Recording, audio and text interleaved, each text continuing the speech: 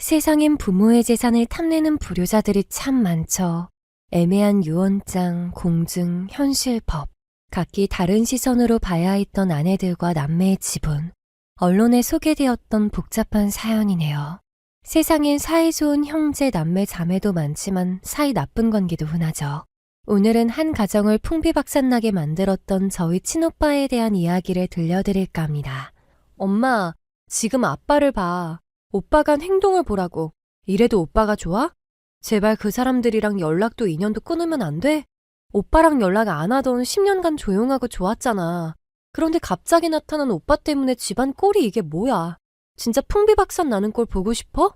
안녕하세요. 저는 양조장을 운영하고 있는 40대 여성입니다. 여러 사람들의 인생 사는 이야기를 들으며 언제 한번 제 사연도 들려드리고 싶었어요. 하는 일이 바빠 미루다가 이제서야 글을 남겨봅니다. 제겐 오빠 한 명이 있는데 어릴 적부터 부모님의 골칫덩이었어요. 평범한 집안의 평범한 부모님이셨는데 뭐가 그렇게 불만이었는지 모르겠습니다만 항상 세상에 대한 불만이 가득한 사람이었죠. 사춘기 시절이라 그랬다고 하기엔 정도가 꽤 심했습니다. 같은 반 약한 친구들을 괴롭혀 부모님께서 호출당한 적도 많았거든요. 교무실로 가 선생님과 다른 학부모들에게 고개 숙이며 돌아온 날이면 늘 기죽은 채 안방으로 들어가시던 어머님의 모습이 생각납니다. 그래도 그나마 중학교 때까지는 어느 정도 컨트롤이 됐던 것 같아요. 아버지가 화내면 무서워하는 티라도 냈었거든요. 그런데 고등학교에 들어간 다음부터는 아버지의 분노도 먹히지 않았습니다. 가정 내에선 폭군이나 다름없었고 차라리 집에 들어오지 않는 게 낫단 생각을 했었죠. 그렇게 밖으로 놔돌더니 결국 커다란 죄까지 저질렀고 소년원에 들어가게 되었습니다. 저희 가족들은 그곳에서 살다 나오면 좀 변하려나 하는 기대를 품었어요. 하지만 전혀 변함이 없었습니다. 나 없으니까 살기 좋았나 봐.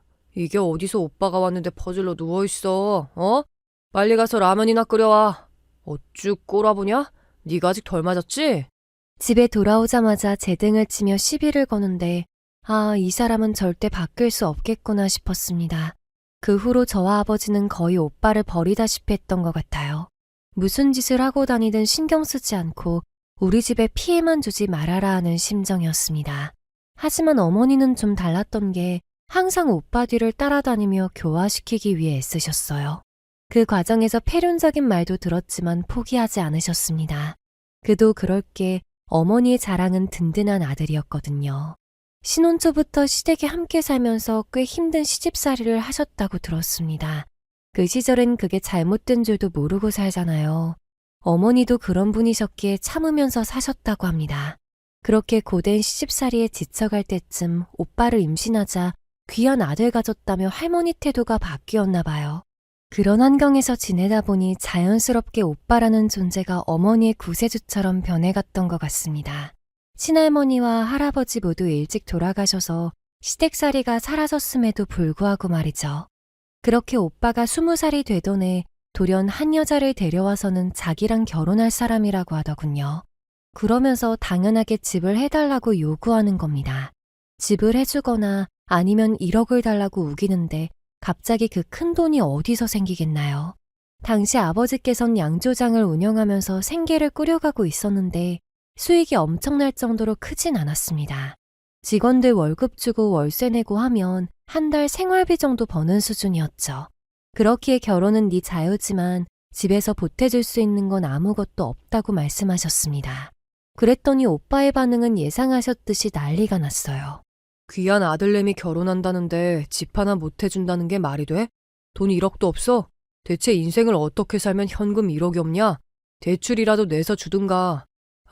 이 구질구질한 집안 내가 다시 들어오나 봐라. 앞으로 다신 나 찾지 말고 내 덕 보고 살 생각은 꿈에도 하지 마.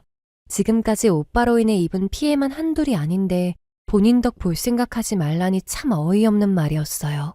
그 길로 집을 나간 오빠는 본인의 말대로 다신 찾아오지 않았습니다. 어머니는 매일 밤 눈물로 지새우셨습니다. 정말 대출이라도 내서 1억을 해주자고 보채기까지 하셨어요. 하지만 아버지는 꿈쩍하지 않으셨고 결국 어머니도 포기하셨습니다. 그렇게 시간이 흘러 저도 대학교를 가고 회사를 다니다 연애와 결혼까지 모두 이루게 되었어요. 그러다 보니 어느새 30대 초반의 나이가 되었습니다. 제가 성장하고 어른이 되는 동안 부모님은 연로해지기 시작했어요. 가장 먼저 건강에 변화가 생겼는데 특히 아버지의 건강이 많이 안 좋아지셨습니다. 친가 쪽에 고혈압 가족력이 있어서 아버지도 50대 넘어서는 순간부터 고혈압 약을 드셨는데요. 당뇨도 같이 오는 바람에 여러 합병증도 함께 오셨습니다. 식단 관리도 하고 주기적으로 검사 받으면서 신경 쓰셨지만 일할 때마다 고생이 많으셨어요. 특히 오래 서 있는 걸 힘들어 하셨기에 하고 있던 양조장을 관둬야 하나 고민하게 된 것이죠. 사실 아버지는 양조장을 가업으로 이어나가길 바라셨습니다. 하지만 양조장 상황이 그다지 좋은 편은 아니었어요. 게다가 나름대로 고생해서 들어간 회사에서 일하고 있었기에 퇴사하고 아버지의 양조장을 물려받는 건 너무 큰 모험이었죠. 그 때문에 아버지의 바람을 알지만 가업을 잇겠다는 말은 차마 못하겠더군요. 그때 어머니께서 조심스럽게 말씀하셨습니다. 우리 아들은 어때요, 여보? 사실 나 그동안 계속 연락하고 있었는데 얘가 나이 드니까 철도 들어서 예전 같지 않아요. 얼마 전에는 엄마 사랑한다고까지 말하더라니까요. 내가 한번 말해볼 테니까 아들이 가업 있겠다고 하면 양조장 물려주실래요? 어머니의 말에 저도 아버지도 놀란 기색 없이 덤덤히 받아들였습니다. 어머니가 뒤에서 오빠와 연락하고 있다는 건 저도 아버지도 눈치챈 상태였거든요. 10년 넘게 인연을 끊고 살았기에 그간의 기억들과 미움은 많이 희석된 상태였습니다. 아버지도 마찬가지셨는지 말이나 한번 해보라고 하시며 자리를 옮기셨어요. 아버지의 대답에 신나서 폰을 들어 올리던 어머니는 그 자리에서 오빠에게 전화를 걸었습니다. 그리고 아버지의 건강부터 시작해 양조장을 가업으로 이을 사람이 필요하단 말을 전했죠. 그런데 점점 어머니의 표정이 안 좋아지시는 겁니다. 전 싫다고 하면 그냥 끊으라고 말했어요. 오빠 성격에 좋게 말했을 리 없다고 생각했거든요. 그렇게 전화를 끊은 어머니는 훌쩍이셨습니다. 구질구질한 양조장을 받으라니 그게 말이나 되는 소리냐며 화를 냈다네요. 대체 오빠는 뭐 얼마나 대단한 일 한다고 그러냐면서 물었더니 아직 평범한 회사원이지만 곧 사업을 시작할 거라고 했답니다. 어떤 생각인지 보나마나 뻔하다 싶었어요. 괜히 헛바람 들어서 사업 한 해 만에 시작했다가 쫄딱 망하겠구나 했죠. 알고 보니 다니고 있는 회사도 어머니가 친구분 소개로 어찌어찌 겨우 꽂아준 곳이랍니다. 취업시켜줬다고 엄마 사랑해 하고 애교도 부렸다네요. 결국 돈이든 뭐든 실질적으로 도움을 줘야 사랑한다는 말이 나오는 건가 봅니다. 여전히 아들에게 집착하는 어머니가 답답했지만 다 크고 나서는 그 마음이 어떤 마음인지 얼추 이해도 가서 뭐라 할 수 없었어요. 그래서 갑갑한 마음은 남편에게 하소연하며 풀어내곤 했습니다. 아버지 건강이 안 좋아지셔서 양조장 물려주려고 하시는데 오빠는 죽어도 안 받겠다나 봐. 사실 당신도 알겠지만 양조장 상황이 그다지 좋진 않잖아. 점점 경쟁 업체도 많아지고 자리는 줄어들고 나도 무턱대고 물려받기엔 너무 큰 모험이라 어떻게 해야 할지 모르겠네.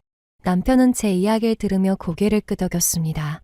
그러면서 한 가지 제안을 하는 거예요. 당장 양조장을 물려받는 건 힘들지만 같이 신제품을 개발해서 살려보는 거 어떻겠냐는 제안이었죠. 저와 남편 둘 다 회사를 다니고 있었지만 아버지의 양조장과는 꽤 가까운 편이었어요. 매일은 힘들지만 주말에 한 번 들리는 것 정도는 할 수 있는 거리였습니다. 전 일반적인 회계사무소를 다니고 있었는데 남편은 대기업의 상품 개발 부서에서 일하고 있었어요. 그래서 미각도 예민한 편이고 센스가 있어서 음식이나 술에 관심도 많았습니다. 그 때문인지 종종 아버지의 양조장에도 관심을 보였는데 이번에 제대로 나서서 신제품을 개발해보고 싶다더군요. 오래간만에 의지가 불타오른다고 하기에 우선 아버지께 말해보겠다고 했습니다. 그 주 주말에 남편과 함께 친정으로 가 이 말을 전했더니 아버지도 흔쾌히 좋다고 하셨어요. 제 남편이 어른들에게 좀 싹싹한 편이라 저희 부모님도 되게 예뻐하셨거든요. 아마 아버지는 속으로 제 남편이 양조장을 물려받았으면 좋겠다고 생각하셨던 것 같습니다. 그렇게 저와 남편은 매주 주말마다 양조장에 출근 도장을 찍었어요. 야근이 잦은 주에는 피곤하기도 했지만 신제품을 개발하는 일이 굉장히 재밌는 거예요. 열심히 연구해서 만들었다가 실패하기도 하고 성공하기도 했는데 그 과정에서 느껴지는 보람이 엄청났습니다. 저희 부부 생활에도 색다른 생기를 불어넣어준 셈이었죠. 남편은 젊은 층에 먹힐 만한 막걸리를 만들고 싶어 했습니다. 청량한 막걸리면 좋긴 하겠다. 나도 친구들 만나서 2차로 막걸리집 가면 꼭 사이다 시켜서 타먹거든. 막걸리 특유의 걸쭉한 맛을 싫어하는 애들이 많더라고. 그런데 사이다를 안 타도 맑은 느낌이 나면 많이들 사 먹을 것 같은데? 그렇게 수개월에 걸쳐 연구하던 저와 남편은 비로소 원하던 맛을 만들어낼 수 있었습니다. 청량감이 돋보이면서도 맑은 막걸리였어요. 시음했던 제 친구들도 모두 따봉을 날릴 만큼 좋아했답니다. 이후 판매를 진행하기까진 꽤 오랜 시간이 걸렸어요. 이것저것 검사받고 허가받는 것도 쉽지 않았거든요. 신제품 개발을 시작하고 2년쯤 지난 뒤부터 판매를 시작할 수 있었습니다. 전통주는 인터넷으로 판매가 가능해서 네이버에 스토어를 만들었어요. 나름대로 SNS도 운영하면서 여기저기 홍보하기 위해 애썼습니다. 저희 부부가 직접 만든 제품이라 그만큼 애착도 커서 정말 많은 노력을 기울였던 것 같아요. 그리고 정말 신기하게도 반응이 오기 시작했습니다. 나름대로 젊은 층을 공략하기 위해 패키지도 세련되게 만들고 굿즈 같은 막걸리 잔도 만들어 함께 판매했는데 그게 먹힌 거였죠. 요즘은 인터넷이 발달되어 있다 보니 한번 입소문 나면 엄청 빠른 속도로 번지더군요. SNS에서 뜬 것이 처음이었고 나중엔 유튜브에도 영상이 올라와 더 주문이 많아졌습니다. 막걸리를 포장하고 박스에 담는 아르바이트생을 따로 구해야 할 정도로 바빠졌어요. 그렇게 6개월을 매일 밤낮 없이 일하던 저와 남편은 서로 의논하에 회사를 관두게 되었습니다. 본격적으로 막걸리 사업에 뛰어들게 된 것이죠. 잘 다니던 회사를 관둔다는 건 그만큼 위험 부담이 있는 행동이라 걱정이 많았지만 남편이 그러더군요. 당연히 불안하지. 그럴 수밖에 없을 거야. 하지만 어떤 일을 해도 불안한 건 똑같아. 회사 다닌다고 해서 평생 일할 수 있는 것도 아니잖아? 난 당신이랑 함께라면 뭘 해도 괜찮겠다는 생각이 들었어. 우리 잘 해낼 거고 잘할 수 있으니까 너무 걱정하지 마. 남편의 그 말 한마디가 엄청 큰 힘이 되었습니다.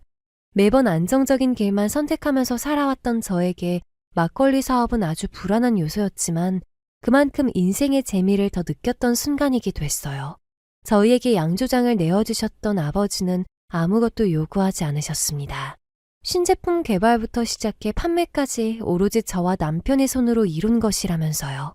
하지만 아버지의 양조장이 없었다면 막걸리를 개발할 생각조차 못했을 겁니다. 그리고 막걸리가 만들어지는 기본적인 원리를 가르쳐 주신 것도 아버지였고요. 남편과 저는 매달 수익의 일정 퍼센트를 부모님께 드렸습니다. 많이 버는 달엔 500만 원을 드린 적도 있었고 적게 버는 달엔 100만 원에서 200만 원가량 되었어요.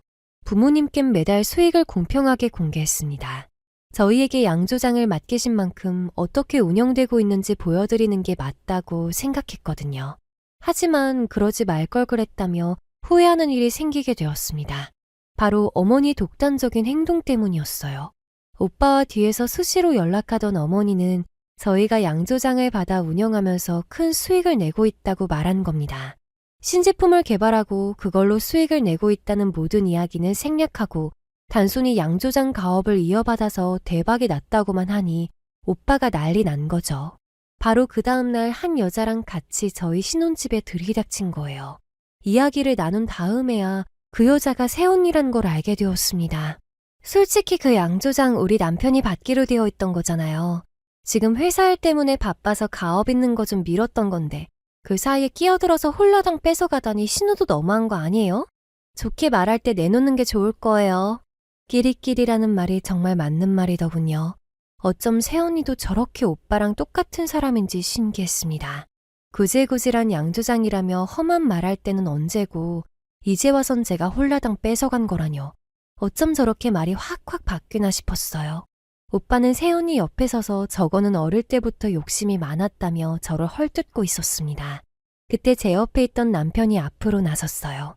오빠에게 말 조심하라고 했더니 자기네들 가족 1인이 끼어들지 말라고 하는 거 있죠. 남편이 코웃음 치며 그쪽이 언제부터 가족이었냐면서 따지기 시작했습니다. 전 남편이 그렇게 말 잘하는 사람인지 몰랐어요. 오빠와 새언니가 반박도 못할 만큼 하나하나 짚어가며 따지는데 나중엔 진짜 아무 말도 못하는 거 있죠. 그리고 애초에 양조장을 물려받은 것 하나만으로 사업이 커진 게 아니라고도 설명했습니다. 아버지의 양조장에서 신제품 개발을 했고 그게 반응이 좋아서 매출이 오른 거라고요. 그러니까 가업을 이었다는 것만으로 돈을 번 게 아니라 순전히 저와 남편의 노력이 이뤄낸 결과물이란 뜻이었죠. 이 정도 설명했으면 충분히 알아들었지? 오빠가 가업을 이어받았다고 해서 이렇게 커지진 않았을 거야. 오히려 망하게 했으면 모를까. 이해했으면 집에서 나가줘. 그리고 무턱대고 이렇게 다시 또 찾아오면 그땐 경찰 부를 거니까 알아서 해. 오빠네 부부를 내쫓은 다음에 어머니께 전화를 걸었어요. 대체 어떻게 말했으면 오빠네 부부가 우리 집에 찾아와 행패를 부리는 거냐면서요. 그랬더니 더듬더듬 변명을 하시는데 솔직히 서운한 마음이 들었습니다. 20살이 되자마자 가출해서 사는 오빠와 달리 저는 부모님께 효도하며 살려고 부단히 노력했어요. 부모님께 생활비를 드리는 것도 같은 이치였고요.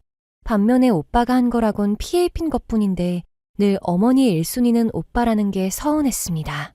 아무리 제 배아파 낳은 자식이라고 하더라도 아픈 손가락이 따로 있다는데 어머니에게 아픈 손가락은 오빠였나 봐요. 전 솔직하게 어머니에게 서운한 마음을 표현했습니다. 그런데 제게 이렇게 말씀하시더군요. 그래도 너희는 돈 많이 벌었잖아. 오빠네 보면 전세 대출이며 뭐며 빚 갚느라 월급에서 남는 돈은 얼마 되지도 않는다더라.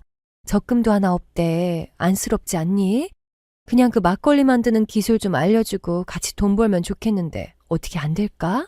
정말 답답한 소리를 하시는구나 싶었어요. 사업 초반이라 수익이 높더라도 벌어들이는 만큼 기기나 집기에 투자하는 게 많아서 실질적으로 많은 돈이 남진 않았습니다. 오히려 부모님께 생활비를 드리고 나면 저희는 남는 게 없어서 외식도 줄이면서 악착같이 사는 날이 많았어요. 그래도 부모님의 생활비는 더 드리려고 노력했습니다. 그게 효도고 그게 자식이라 생각했거든요. 전세 대출은 저희도 있고 적금은 저희도 못 넣고 있는데 그건 안쓰럽지 않은가 봐요. 오빠가 하는 것만 다 안쓰럽고 불쌍하고 저는 어머니에게 드센 딸 같은 이미지였나 봅니다. 이때 나는 대화 이후로 어머니와는 서먹한 사이가 되었어요. 저도 어머니에게 섭섭했고 어머니는 또 나름대로 제게 섭섭한 게 있었겠죠. 그런데 얼마 뒤 큰 사건이 하나 터지게 됩니다. 오빠에게 충분히 잘 설명했다고 생각했는데 이해가 안 됐던 모양이에요. 이젠 저희 집이 아니라 친정집을 찾아가 행패를 부린 겁니다. 당시 집에는 아버지와 어머니 두 분 다 계셨는데 막무가내로 양조장을 내놔라고 난리를 피웠대요. 아버지도 한 손가락 하시는 분이라서 같이 나서서 싸우셨답니다. 네가 대체 무슨 염치로 찾아와서 이러냐며 노발대발하시던 아버지는 그 자리에서 쓰러지셨어요. 평소 혈압이 높아 흥분하지 않도록 주의해야 하는데 그걸 오빠가 건드린 거였죠. 그대로 구급차에 실려간 아버지께선 혈압이 쉬 내려가질 않아 병원 신세를 져야만 했습니다. 그땐 저도 눈이 돌아가 당장 오빠를 찾아가서 한 대 쥐어받고 싶더군요. 그리고 그 화는 어머니에게로 향했습니다. 엄마, 지금 아빠를 봐. 오빠가 한 행동을 보라고. 이래도 오빠가 좋아? 제발 그 사람들이랑 연락도 인연도 끊으면 안 돼? 오빠랑 연락 안 하던 10년간 조용하고 좋았잖아.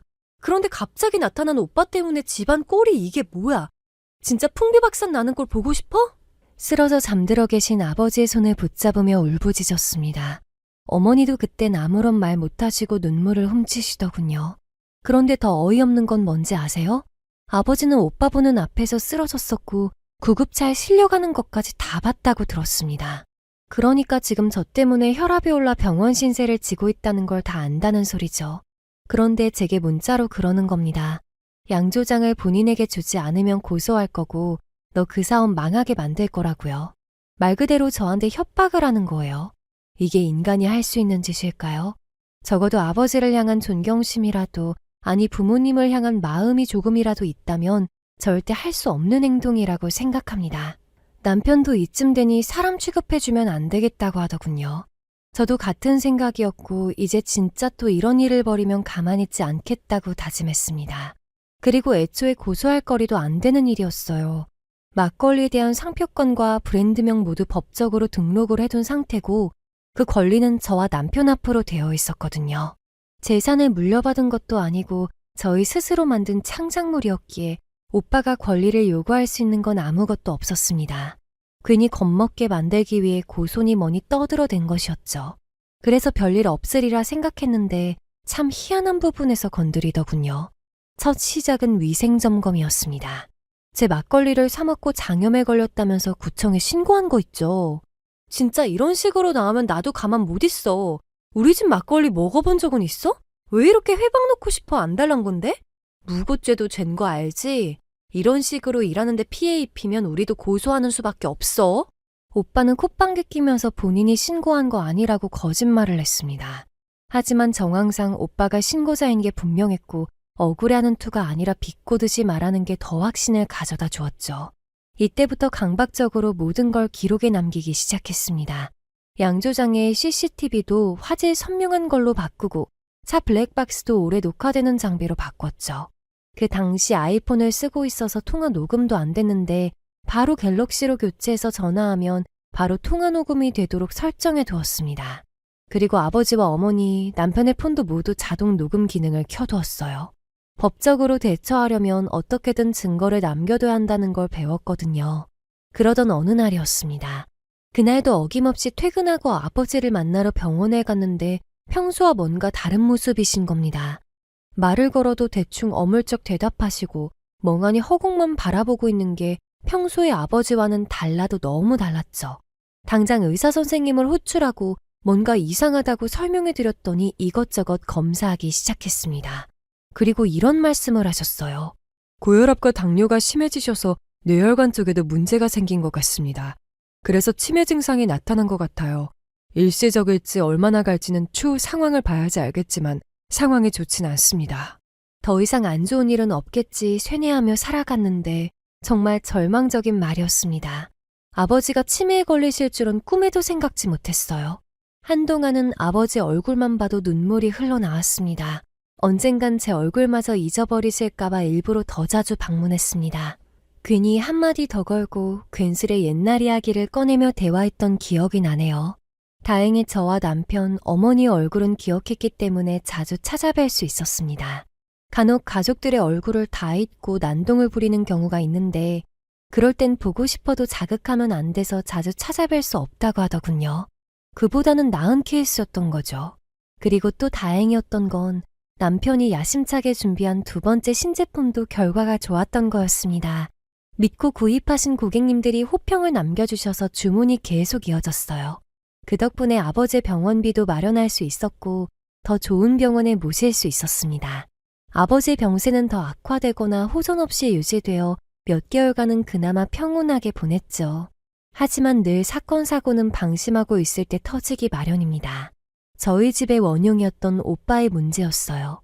어느 날 새언니로부터 연락이 왔습니다. 어떻게 알고 연락했냐 물으니 인터넷에 나와 있는 양조장 연락처를 보고 걸었다며 한 번만 만날 수 있냐고 묻는 거예요.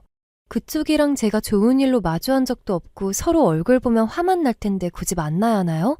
할 말 있으면 전화로 하시죠. 별로 만나고 싶지 않습니다. 날카로운 제 말을 듣더니 알겠다며 그럼 전화로 하겠다고 말하는 겁니다. 무슨 일 때문인지 모르니까 그만큼 긴장이 돼서 심장이 엄청 떨렸어요. 제게 회방을 놓기 위한 연락이라고 생각했거든요. 그런데 아주 다른 이야기를 꺼내는 겁니다. 다름 아닌 오빠의 이야기였는데 얼마 전 오빠의 처가댁 식구들이 모여있는 단톡방에 주소 하나를 보냈대요. 그러더니 황급히 삭제하곤 실수로 잘못 보낸 거라고 얼버무리더랍니다. 아마 아실 분들은 아시겠지만 톡 내용을 미리 볼 수 있게 설정해두면 톡이 올 때마다 알림창에 쌓여요. 그래서 톡방에서 삭제를 하더라도 알림창엔 남아있는 것이죠. 얼버무리는 그 행동이 의심스러웠던 새언니는 알림창에 나와있는 주소를 한자씩 쳐서 검색을 해봤답니다. 그랬더니 안마소에 관한 후기글이 나왔대요. 문제는 거기가 일반적인 곳이 아니라 불건전한 일이 이루어지는 곳이란 거죠. 그러니까 돈을 내고 다른 여자 만나는 후기글 주소를 보냈던 겁니다. 아마 본인 친구한테 보내려고 했던 것 같은데 실수한 모양이에요. 그 즉시 새언니가 난리 법석을 떨었더니 또 말도 안 되는 이유를 대더랍니다. 어떻게 된 거냐 해명하라고 했더니 이제는 자기 폰을 해킹당해서 그런 거라고 변명하는 거 있죠? 거기서 더 이상 같이 못 살겠구나 했어요. 다른 건 다 참아도 바람은 절대 안 된다고 누누이 말했는데. 아무튼 그래서 저 이혼한다고 말하려고 연락드린 겁니다. 가족들 얼굴에 먹칠을 해도 유분소지 진짜 창피하고 쪽팔려서 미치겠더군요. 새언니는 본인 할 말을 다 끝낸 뒤 전화를 끊었어요. 아마도 오빠가 저희에게 거짓말을 할 것 같으니 직접 전화해서 사실대로 말해야겠다 생각했나 봅니다. 어이가 없으면서도 속이 시원하긴 했습니다. 그렇게 떵떵거리며 사는 것처럼 굴더니 결국 이혼남 신세구나 싶어서요. 전 이 사실을 어머니와 남편에게 알렸어요. 남편은 또다시 혀를 차면서 진짜 해도 해도 너무하신 했고 어머니는 한숨을 내쉬며 고개를 돌리셨습니다. 그러더니 얼마 전에 얘기 듣고 알고 있었다고 하시며 집에서도 쫓겨나서 어디 살 곳이 없다고 했답니다. 그 말까지 듣고선 설마 집으로 데려오려는 거 아니지 하고 물었더니 아무 말도 못 하시는 거예요. 큰 한숨이 튀어나오면서 목이 타서 찬물을 벌컥벌컥 들이켰습니다. 아버지가 그렇게 됐고 그 후로도 행패를 부려대던 사람인데 대체 뭘 보고 집에 들이는 건지 이해할 수가 없었어요. 어머니는 차마 무시할 수 없었다는 말만 되풀이했습니다. 어디 갈 곳도 없어서 당장 노숙자처럼 살아야 한다는데 어떻게 그러라고 할 수 있겠느냐면서요. 왜 그러라고 못해? 노숙자처럼 살라고 해. 뿌린 대로 거두는 거잖아. 다 오빠가 직접 한 행동에 대한 결과인데 본인이 책임져야지 왜 또 엄마가 책임져 주고 있냐고. 됐어. 나 이제 엄마 얼굴 안 볼 거고 나한테 부모는 아빠뿐이야. 나까지 구렁텅이로 끌어당길 생각하지도 마. 저는 어머니께 날카롭게 말하곤 뒤돌아섰습니다. 어머니와 본인이 배 아파 낳은 자식이고 책임지고 싶어서 그럴 수 있겠지만 저는 다르잖아요. 태어나 보니 오빠라는 존재가 있었을 뿐 제 선택은 아무것도 없었으니까요. 그 길로 양조장애가 남편에게도 모든 이야기를 전했습니다. 남편은 가만히 제 등을 토닥여주며 수고했다고 말해주었어요. 어머니에게 나쁜 말을 하면서 스스로도 고통스러웠다는 걸 이해한 행동이었죠. 그 후론 친정집에 찾아가지도 않았고 연락도 피했습니다. 양조장과 아버지 병원만 왔다 갔다 했어요. 그렇게 6개월이 지난 시점이었습니다. 아버지 병실에 어머니가 등지고 앉아 계신 거예요. 서로 피하면서 반년을 지냈는데 계속 앉아 계신 걸 보니 일부러 절 기다렸구나 싶었습니다. 무시하고 그대로 도망칠까 하다가 내 잘못은 하나도 없는데 내가 왜 도망쳐야 하나 싶어서 더 당당하게 들어갔어요. 평소와 같이 아버지에게 말을 걸고 좋아하시는 과일을 냉장고에 넣어드리고 있었죠. 그런 저를 빤히 쳐다보는 어머니의 시선이 느껴졌지만 애써 모른 척했습니다. 그런데 조용한 목소리로 제 이름을 부르는데 차마 모른 척하기 그래서 고개를 돌렸어요. 그렇게 반년 만에 본 어머니 얼굴에 전 소리를 빽치르며 어머니에게 달려들었습니다. 엄마, 대체 얼굴이 왜 이래? 멍들었잖아. 설마 그 자식이야? 그 자식이 때린 거야? 말 좀 해봐. 울지만 말고 말 좀 해보란 말이야. 어머니는 본인 뺨에 올린 제 손을 부여잡고 어엉엉 눈물을 흘리셨어요. 고작 반년 만인데도 뺨이 많이 야위었고 눈에는 시퍼런 멍이 들어 있었습니다. 분노에 차오른 저는 당장 뛰쳐나갈 듯이 날뛰었어요. 그때 어머니는 가만히 제 손을 부여잡으며 하나씩 말을 꺼내셨습니다. 6개월간 오빠와 함께 살았었는데 아침에 일어나 나가고 밤이면 들어와서 별로 부딪히는 일은 없었대요. 그런데 갑자기 한 달 전쯤 처음 보는 여자를 데리고 집에 들어오더랍니다. 누구냐고 물었더니 새 마누라라고 하더래요. 대체 그게 무슨 소리냐면서 어디서 만났냐고 꼬치꼬치 캐물으니 그만 물으라고 소리치더랍니다. 어머니는 둘이 결혼할 거면 나가서 살라고 했대요. 그랬더니 그 여자가 방싯방싯 웃으며 어머니 보필하면서 살 거라고 말했다는 겁니다. 어영부영 그렇게 셋이서 한 달을 살았는데 정말 지옥 같았대요. 시엄마가 있든 말든 본인 친구들 데려와서 거실에서 담배 피우고 술 마시고 파티까지 열더랍니다. 진짜 말도 안 되는 일이지 않나요? 밤새 떠들고 노는 바람에 주변 이웃들한테 욕먹기도 하고 어머니 스스로도 너무 스트레스 받아서 오빠에게 소리쳤대요. 더는 너를 감당하지 못하겠으니 당장 집에서 나가라고 했답니다. 그랬더니 자기 멋대로 낳아놓고서 책임도 안 지려고 하냐면서 온갖 험한 말을 내대면서 술병을 던졌는데 그게 어머니 눈에 맞았던 거죠. 극심한 통증에 눈을 부여잡고 주저앉으니 그대로 씩씩거리면서 나가버린 겁니다. 그때 돼서야 제정신이 들었어. 우리 딸이 그렇게 수도 없이 경고했는데 부탁까지 했는데 내가 잠시 미쳤었나 봐. 아무리 철없이 굴어도 엄마가 사랑으로 품으면 돌아올 줄 알았어. 그런데 그건 다 드라마에서나 있는 일인가 봐. 저는 멍하니 눈물을 뚝뚝 흘리는 어머니를 끌어안고 함께 울음을 터뜨렸습니다. 그리고 더 이상 가만히 있을 수 없다는 생각이 들었어요. 곧장 친정집으로 돌아가 오빠와 그 여자의 짐을 죄다 꺼내 집 앞에 내던졌습니다. 그리고 어머니 보고도 짐을 챙기라고 했어요. 한동안 집에 들어올 일 없을 거니 옷이랑 속옷 모두 챙기라고요. 그 다음 어머니의 캐리어를 들고 함께 나오며 도어록 비밀번호도 바꾸었습니다. 어머니는 아무런 말 없이 제가 하는 행동을 모두 따라주셨어요. 친정집 근처에 부동산이 하나 있었는데 곧장 그리로 들어가 집까지 내놓았습니다. 어머니는 저희 집으로 모셨어요. 남편에게 먼저 양해를 구했는데 당연히 집으로 모시는 게 맞다고 말해주어 고마운 마음이 들었습니다.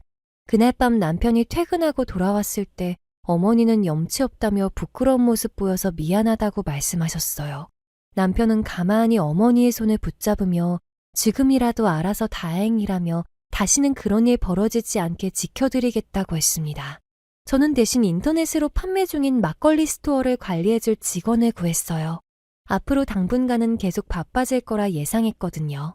직원을 구해둔 다음 마음 편히 변호사 사무실을 다녔습니다. 주변인들에게 추천받은 곳에 가기도 하고 인터넷에 검색해 가장 큰 곳을 찾기도 했어요. 여기저기 알아보다 보니 무조건 크다고 신뢰감이 높은 것도 아니고 무조건 작다고 별로인 것도 아니란 걸 알게 되었습니다. 특히 우리나라는 유교 사상이 지배적이라서 친부모에게 위해를 가했다는 것은 죄질이 아주 나쁘다고 판단하거든요. 우발적인 상황이었다고 하더라도 물건을 사용했으니 더 큰 사안이라고 볼 수 있습니다. 알아본 변호사들 중 가장 똑부러지고 저희 입장에서 공감해주는 분으로 결정했어요. 술병을 던졌던 상황에 대한 직접적인 증거는 없었지만 미리 어머니의 폰에 자동통화 녹음 기능을 켜둔 게 단단히 한몫했습니다. 곧장 병원에 가서 진단서를 뽑고 녹음된 내역을 모두 뽑아 증거로 제출했어요. 오빠는 본인의 집이 모두 밖에 나와 있고 집 비밀번호가 바뀌어 있자 난리를 쳤습니다. 처음엔 어머니 폰으로 미친 듯이 전화가 오길래 전원을 꺼버렸더니 눈치채곤 제게 연락을 하더군요. 전 오히려 좋다는 생각으로 전화를 받았습니다. 지금부턴 모든 게 증거가 된다 생각했거든요. 연락을 받자마자 바로 흥분에 취해서 험한 말을 하면서 네가 꾸민 짓인 거 다 아니까 원상복귀 시켜놓으라고 소리치는 겁니다. 저는 흥분하지 않고 차근차근 사실을 짚어가며 말해주었어요. 갑자기 한 여자애를 데려와서 어머니 보는 앞에서 술, 담배 뻑뻑 피우면서 파티하는 게 제정신이라 생각하냐고요. 그리고 어머니 명의로 된 집이니 나가라고 할 수 있는 건데 거기다 술병을 던진 건 어떻게 해명할 거냐고 몰아붙였습니다. 그런데 진짜 당당하고 뻔뻔하게 말하는 거예요. 다 큰 성인이 술, 담배 하는 게 뭐 어때서? 엄마 앞이라고 못할 건 뭔데? 불법이야? 말해봐, 불법이냐고. 그리고 엄마 명의든 뭐든 자기가 낳아서 자기가 키웠으면 날 책임져야지. 그런데 나가라고 하니까 열받아서 그런 거 아니야? 당장 도어록 비밀번호 말해라. 열이 바짝 오른 목소리를 들으니 우습기까지 했습니다. 게다가 열받아서 그랬다는 말은 술병을 던졌다는 걸 스스로 인정하는 말이잖아요. 스스로 제게 증거를 가져다 준 셈이었죠. 겉으론 아무렇지 않게 대답하면서 속으로는 정말 큰 증거라 생각하며 흥분했던 기억이 납니다. 더 이상 얻을 게 없어서 전화를 끊고 차단해버렸어요. 그랬더니 저희 양조장까지 찾아오는 거 있죠. 정말 예상에 한치도 어긋남이 없었습니다. 양조장에 찾아올 것까지 미리 예상해두고 매일 남편이 상주하고 있었거든요. 사각지대 없이 양조장 입구든 안쪽이든 전부 CCTV가 설치되어 있어서 그것도 좋은 증거로 이용할 수 있었습니다. 당장 도어록 비밀번호를 알려달라고 행패 부리는 걸 말리고 경찰에 영업방해로 신고해 쫓아냈어요. 그 후로 모아온 증거들로 형사 고발하자 한 번 더 찾아오긴 했지만 접근금지 명령까지 내리니 더 이상 할 수 있는 게 없다는 걸 알아챘는지 얌전해지는 거 있죠. 민사가 아니라 형사사건이다 보니 오히려 마음은 편했어요. 경찰분들이 많이 안심시켜주셨고 능력 있는 변호사의 도움을 받으니 자신도 생겼습니다. 여보, 나 아까 변호사 만나고 오는데 우리가 그동안 열심히 돈 번 게 다 지금을 위해서였나 보다 하는 생각이 들더라. 지금까지 쓴 돈 중에 변호사 선임비로 쓴 돈이 가장 뿌듯하고 보람찬 거 있지. 남편은 제 말에 동조하며 자기도 그렇게 생각한다고 했어요. 저보다 더 열심히 형사고발 과정을 도와주었습니다. 처음엔 같이 살면서 부끄러워하고 적응하기 힘들어했던 어머니도 시간이 지나자 서서히 저희와 함께하는 생활에 적응해 나가기 시작하셨어요. 바쁜 저와 남편 대신에 주된 살림을 맡아주셔서 감사하면서도 죄송스러웠습니다. 하지 말라고 긋고 말려도 이거라도 안 하면 염치가 없어서 살 수 없다고 하셨죠. 덕분에 저와 남편은 매일 정성이 가득한 밥상을 받으며 감사하고 또 행복했습니다. 아버지의 증세도 조금씩 차도가 보였어요. 제정신으로 돌아오는 순간이 점점 늘어났거든요. 그럴 때마다 고통스러워하시는 모습에 가슴이 미어졌지만 기필코 나으시리란 희망을 안고 살아갔습니다. 시간이 흘러 오빠는 물건을 던져 사람에게 해를 입힌 제목으로 혐의를 인정받았고 3년의 징역이 떨어졌습니다. 그 상대방이 친어머니였다는 점에 괘씸죄가 더 추가된 거라고 하셨어요. 마지막 선고되는 날 느꼈던 그 감정은 평생 잊지 못할 겁니다. 가슴이 뻥 뚫리는 것처럼 시원하고 개운했어요. 적어도 3년은 고생할 일 없겠다 생각하니 기쁘면서도 묘하게 슬펐습니다. 3년간은 조용하겠다 생각하니까 기분이 좋았는데 그 후에 다시 걱정할 생각하니까 답답한 느낌이었어. 교도소에 다녀왔으니 좀 조용히 살았으면 좋겠는데 그럴 사람 아니란 걸 아니까 걱정이 되나 봐. 남편과 같이 술잔을 기울이며 하소연하자 제 어깨를 끌어안으며 다독여 주었어요. 절대 이 행복을 깨뜨리지 못하도록 본인이 지켜줄 테니 걱정하지 말라면서요. 말뿐이라고 하더라도 많은 위로가 되었습니다. 그 후로는 미친 듯이 일에 몰두했던 것 같아요. 어머니가 집안 살림을 맡아주시니 그만큼 일에 집중할 수 있었거든요. 물론 사업이 항상 잘 풀리는 것은 아니었습니다. 뜬금없는 소송에 휘말려 1년을 고통받기도 했고 진상 때문에 우는 날도 존재했어요. 하지만 제 곁에는 사랑하는 남편과 부모님이 있으니 서로를 의지하며 견딜 수 있었습니다. 인생을 그래프로 그려보면 쭉 상승하지도 쭉 떨어지지도 않는다고 하죠. 굴곡을 그리면서 상승하거나 하락하는 게 정상이라고 합니다. 저 또한 마찬가지였는지 힘든 게 있으면 또 좋은 일이 찾아왔어요. 첫 번째는 막걸리 사업이 더 커져서 양조장을 하나 더 짓게 되었다는 사실입니다. 아버지가 운영하시던 곳은 부지가 작아서 더 이상 주문량을 맞추기 힘든 정도에 이르렀거든요. 거금을 투자해 같은 동네에 다른 양조장을 하나 더 짓게 되었답니다. 두 번째는 저희 가족에게 소중한 생명이 찾아온 일이에요. 40대가 되기 전 아이를 갖고 싶다고 막연하게 생각하고 있었습니다. 그런데 정말 30대 끄트머리 임신하게 된 거예요. 그 사실을 알리자 남편은 뜨거운 눈물을 흘리며 저를 끌어안아 주었습니다. 혹여나 부담돼서 말은 못했지만 아이를 많이 기다리고 있었던 모양이에요. 너무 기뻐. 우리 아이를 위해서 내가 더 열심히 살게. 하고 싶은 거 다 하게 해주고 갖고 싶은 건 다 쥐어줄 거야. 벌써부터 너무 설레서 심장이 다 떨리네.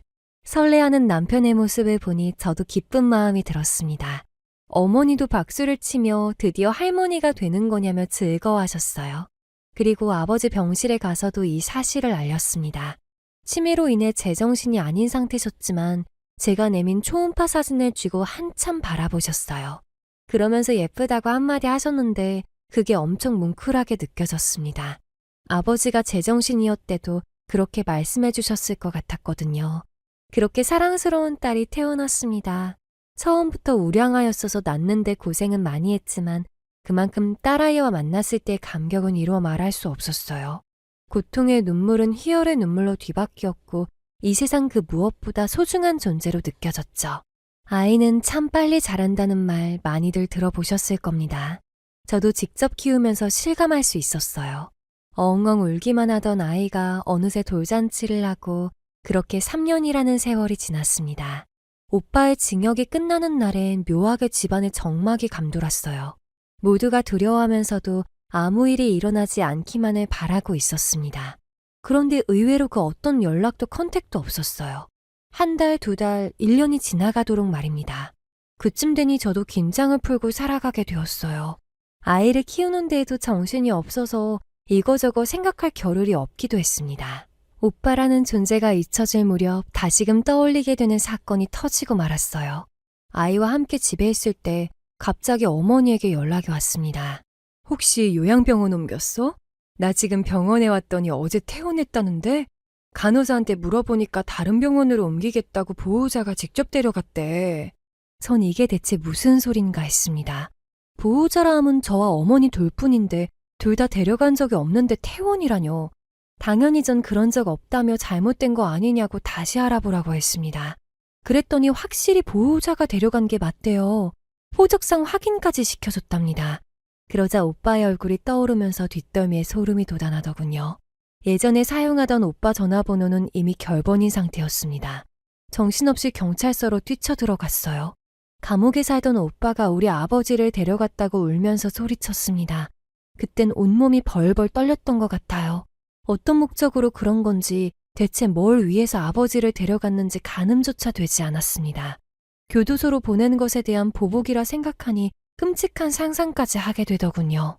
경찰에 사건을 접수한 뒤 연락이 오기 전까지 매일 밤 악몽을 꿨습니다. 부디 그런 짓은 저지르지 않기만을 간절히 바라고 또 바랬죠. 그때는 일이고 뭐고 아무것도 손에 잡히지 않아서 밥도 굶고 남편이 먹여주면 억지로 죽 한 입 먹곤 했습니다. 잠들기만 하면 안 좋은 꿈을 꿔대니 자는 것도 힘겨웠던 생각이 나네요. 그렇게 일주일쯤 지났을 때였을까요? 경찰로부터 아버지를 찾았다는 연락을 받게 되었습니다. 불러주는 주소로 정신없이 남편과 함께 그곳으로 달려가 보니 허름한 반지 앞방에 계신 거예요. 모습도 꾀질지하고 밥도 제대로 못 먹었는지 전보다 훨씬 야위어 보였습니다. 그리고 그 옆엔 오빠가 앉아서 오랜만이네 하며 인사를 건네고 있었죠. 너 지금 제정신이야? 이런 짓 하는 것도 다 죄야. 마음대로 아버지 데려가서 뭐 하려고 대체. 네가 인간이니? 치매 걸린 아버지를 무작정 데려가는 게 인간이 할 짓이냐고. 울분을 토해내는 저를 보고도 희죽거리며 웃던 오빠는 귀파는 신용까지 해보였습니다. 그러면서 말하길 자기는 아버지가 불쌍해서 한 행동이래요. 집에 모시지 않고 요양병원에 처박아 둔 게 너무 안쓰러워서 직접 모시기 위해 데려온 거랍니다. 말도 안 되는 변명이었어요. 그곳은 일반적인 요양병원이 아니라 상주 의사분이 여러 명 계시는 중증 환자들을 위한 병원이었습니다. 그만큼 큰 비용을 쓰면서 그곳에 모신 것은 이미 한번 쓰러졌던 경험이 있기 때문이었어요. 일반 요양병원에서 쓰러졌다가 제때 처치를 받지 못하시면 이동 중에 탈이 날 수도 있겠다는 생각이 들어서 비싼 곳으로 옮긴 거였습니다. 저희 뿐더러 집에서 안 모시고 싶을까요? 하지만 저도 남편도 모두 일하러 가고 나서 어머니 혼자 모시기에는 힘이 부족했습니다. 치매에 걸리면 육체적인 힘이 더 강해지거든요. 복합적인 상황 탓에 가장 최선의 선택을 한 것인데 저더러 불효녀라며 손가락질을 하는 겁니다. 진짜 화가 나다 못해 뺨 한 대 갈겨주고 싶다는 생각이 들었지만 바로 옆에 경찰이 있었기에 힘들게 참아냈어요. 그런데 참 웃긴 게 아버지를 다시 데려가겠다고 하니 그러라면서 흔쾌히 내주는 거 있죠. 대체 무슨 의도로 저지른 일인지 모르겠는데 앞으로 다신 우리 앞에 나타나지 마. 어떤 일이 일어나든 너한테 불리하게 작용할 거란 거 잊지 말고 행동 똑바로 하고 다녀. 아버지를 데려온 저는 기존 병원 말고 다른 곳으로 옮기게 되었습니다. 좀 더 먼 곳이었지만 기존의 병원의 신뢰가 깨져 더 이상 맡기지 못하겠더군요. 기존 형사사건을 맡아주셨던 변호사님께 이 사실을 전하자 저와 같이 분노하시며 접근 금지 명령을 내리는 게 좋겠다고 하셨습니다. 이미 한 차례 손을 댄 적 있는 데다가 가족들 허락도 없이 아버지를 데려가는 행동 또한 불량스럽다고 하셨죠. 이후 저는 이틀에 한 번씩 찾아뵙던 병실도 하루에 한 번으로 바꿨습니다. 아무리 바쁜 일이 있어도 매일 아버지를 찾아뵙도록 노력했죠. 처음에 오빠네 집을 다녀온 아버지는 한동안 말이 없었습니다. 원래도 말이 많은 분은 아니었지만 지나치게 조용해서 걱정을 했어요. 거기서 무슨 일이 있었던 건 아닌가 싶어서 병원을 옮기자마자 건강 체크부터 했습니다. 하지만 다행히 맞은 흔적이라든지 상흔은 전혀 보이지 않았어요. 의사 선생님 말로는 환경이 갑자기 바뀌면 놀라실 수 있고 큰 소리가 오가면서 혼란을 겪어 그런 걸 수 있다고 좀 더 지켜보자고 하셨습니다. 그럴 때마다 묘한 죄책감이 휘몰아쳐 왔어요. 오빠의 존재에 대해 잊었기 때문에 방심한 내 탓이란 생각이 미칠 것 같았습니다. 그럴 때마다 곁에서 도와준 건 어머니와 남편이었어요. 나쁜 건 그 오빠라는 작자고 넌 아무런 잘못도 없다고 매번 반복해서 말씀해 주었죠. 그 둘이 아니었더라면 어쩌면 정신과를 찾았을지도 모르겠습니다. 그렇게 마음의 안정을 찾아갈 때쯤 아버지도 점점 나아지기 시작했어요. 확실히 정신적인 것이 문제였는지 한 달쯤 지나자 서서히 예전처럼 말수도 늘어나셨거든요. 아빠, 오늘은 우리 딸이 그림을 그린 거 있지. 내가 탁자 위에 연필을 놔뒀는데 그걸 잡고 혼자 바닥에 막 그림을 그리는 거야. 정말 웃겼는데 그것도 기념이다 싶어서 지우진 않았어. 아버지는 혼자 수다 떠는 저를 가만히 쳐다보더니 입을 열었습니다. 그러면서 하시는 말씀이 조금 이상했는데 본인도 그림을 그렸다고 하는 거예요. 여기는 치매 환자들만 있는 병동이라 날카로운 물건을 모두 숨겨두어서 펜이나 연필 같은 건 없었는데 그림을 그렸다고 하니 이상했습니다. 언제 그렸냐고 물었더니 한 달 전이라고 하시는 거예요. 그때 딱 드는 생각이 한 달 전이면 오빠네 반지 앞방에 있을 때였구나 싶었습니다. 전 조심히 빛이 잘 안 들어오던 집에서 그린 거 맞느냐 물었어요. 그랬더니 고개를 끄덕이며 맞다고 말씀하시는 겁니다. 그림을 그리는 거야 충분히 할 수 있는 일이긴 했는데 뭔가 쎄한 느낌이 들었어요. 일반적인 그림이 아닐 것 같다는 생각이 강하게 들었다고 해야 하나요? 어떤 거였느냐고 물었더니 그때 상황을 흉내내듯이 이불 위로 무언가를 막 적으셨습니다. 그림이라고 말씀하셨는데 하는 행동은 글자를 적는 것 같았어요. 그래서 혹시 그림이 아니라 글자를 쓴 거 아니냐 물었더니 그것도 맞다고 고개를 끄덕이시는 겁니다. 어떤 걸 쓴 거냐 물으면 본인도 잘 모르겠다고 고개를 저으시니 답이 나오질 않았어요. 저는 다시 조심히 물어보았습니다. 우리 딸이 그린 그림을 기념하고 싶어서 지우지 않았다고 했잖아. 나도 아빠가 그린 그림을 기념하고 싶어서 그래. 소중하게 보관하고 싶은데 어디서 볼 수 있을까? 아버지는 조심스레 물어오는 제 눈동자를 가만히 보더니 이미 소중하게 보관하고 있다고 말씀하셨어요. 마치 어린아이를 대하듯 박수를 치면서 정말 대단하다며 저도 그 그림을 보고 싶은데 보여줄 수 없겠냐고 물었습니다.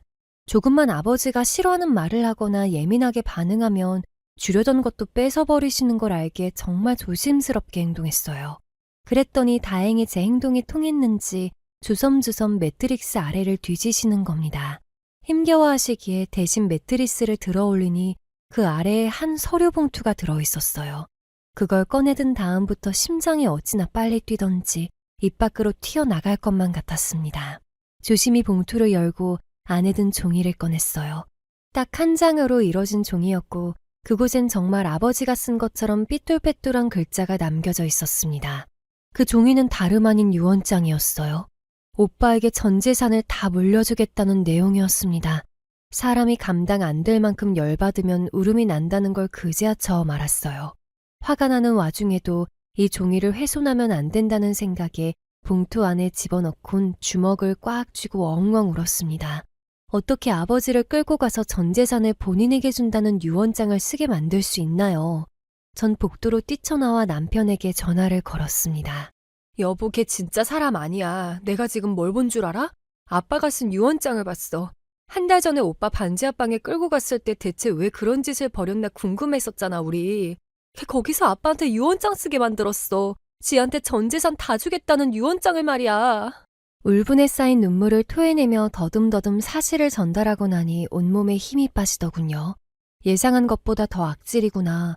어떻게 그런 게 사람일 수 있고 어떻게 부모님 뱃속에서 나온 걸까 싶었습니다. 소위 말하는 악귀 악마보다 더한 사람이라 생각했어요. 기어코 제 부모보다 돈이 더 소중했다는 거니까요.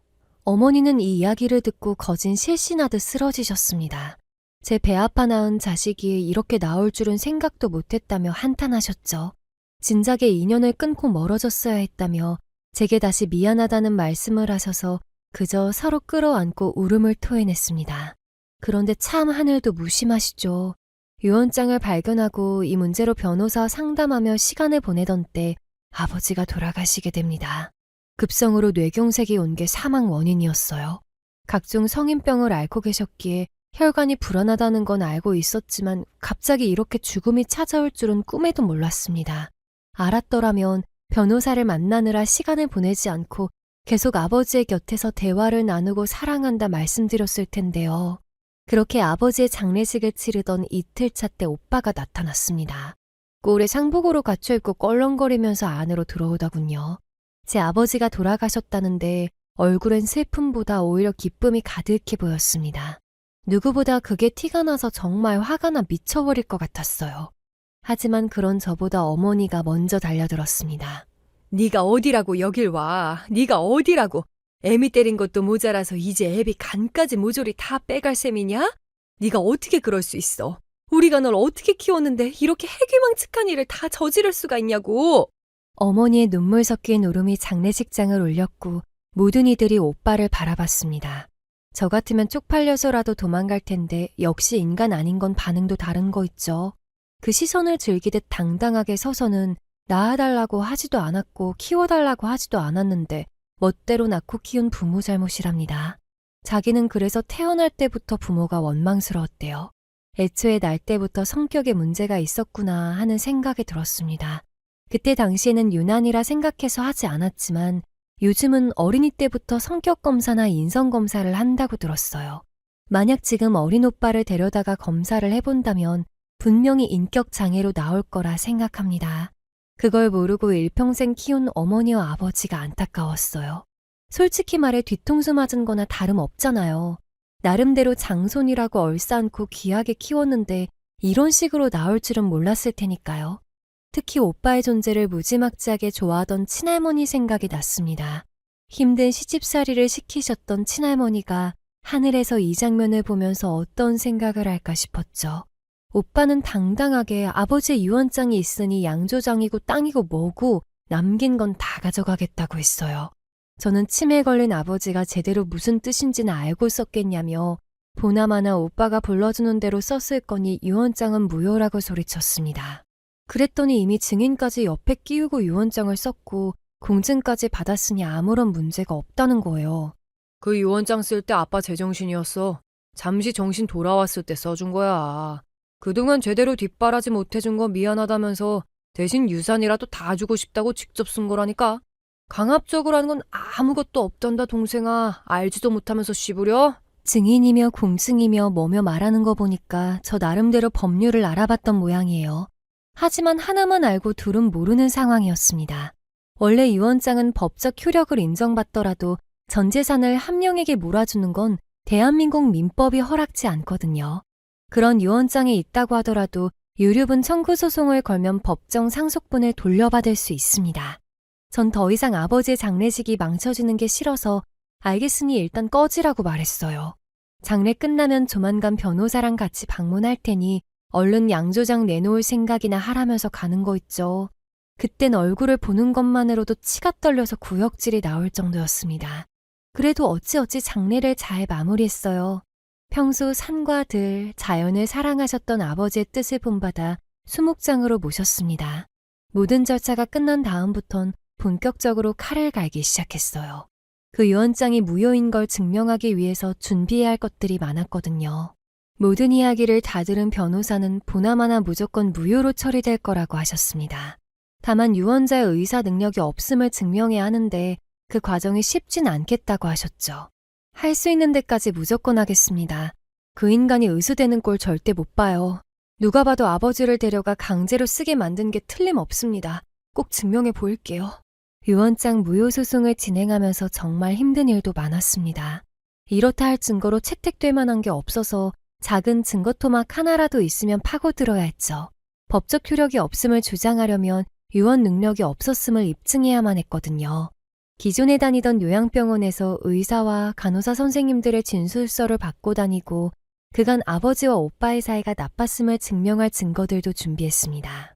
하지만 그런 증거들은 법적으로 봤을 때 추정되는 부분일 뿐이지 사실을 증명하는 건 아니었어요. 그래서 고난이 있긴 했으나 결정적으로 제가 아버지의 병원비를 책임지고 있었다는 게 크게 작용했습니다. 우선 의사 선생님의 진단서로 유언장을 쓸 당시 치매가 상당히 진행된 상태라는 걸 증명했고요. 아버지의 전 재산이나 다름없는 양조장에서 벌어들이는 수입으로 고가의 병원비를 납입하고 있었으므로 갑자기 그 전 재산을 출소한 동생에게 넘긴다는 건 비합리적이니 제대로 뜻도 모르고 쓴 유언장이라는 판결이었죠. 게다가 치매에 걸린 아버지를 보살피며 주 3일은 얼굴 도장을 찍던 저를 유산 분배에서 제외하는 것도 타당한 이유가 없다고 판단 내리셨습니다. 그러니까 그동안 열심히 살아오면서 아버지와 함께했던 그 모든 것들이 증거가 된 셈이었어요. 유언장 무효 처리가 되던 날 정말 많은 울음을 터뜨렸던 것 같습니다. 마지막까지 지저분하게 만드는 오빠를 향한 원망과 함께 아버지가 정말 많이 보고 싶었거든요. 그 다음에 어떻게 됐냐고요? 그 지긋지긋한 인간이 구걸하는 모습을 보게 되었습니다. 우리 그래도 같은 핏줄이잖아. 응? 나 양조장 받는 줄 알고 여기저기 대출 낸 것만 해도 장난 아니라고. 제발. 그러니까 제발 돈 좀 빌려주면 안 될까? 내가 갚을게. 나 교도소에서 일 잘한다고 칭찬 많이 받았어. 얼른 취업해서 돈 갚을 테니까 제발 좀 빌려주라. 어? 유언장 무효 소송이 진행되던 중에도 본인은 자기가 이길 줄 알았대요. 그래서 양조장 갖게 되면 그거 팔아넘기고 억대 부자가 될 거라 생각했답니다. 김칫국 마시듯 여기저기 돈 끌어다 쓰다가 빚더미 앉게 된 거죠. 저는 아무런 대답도 하지 않고 경찰을 불렀어요. 그리고 접근금지 명령까지 내렸습니다. 40대가 된 지금까지도 연락이 없네요. 어디서 잘 살고 있는지 비명행사 있는지는 알 수 없지만 다리 쭉 펴고 잘 살지는 않았으면 좋겠습니다. 지금까지 제 이야기를 들어주셔서 감사합니다. 또 다른 이야기도 궁금하시다면 구독과 좋아요, 알림 설정까지 부탁드려요.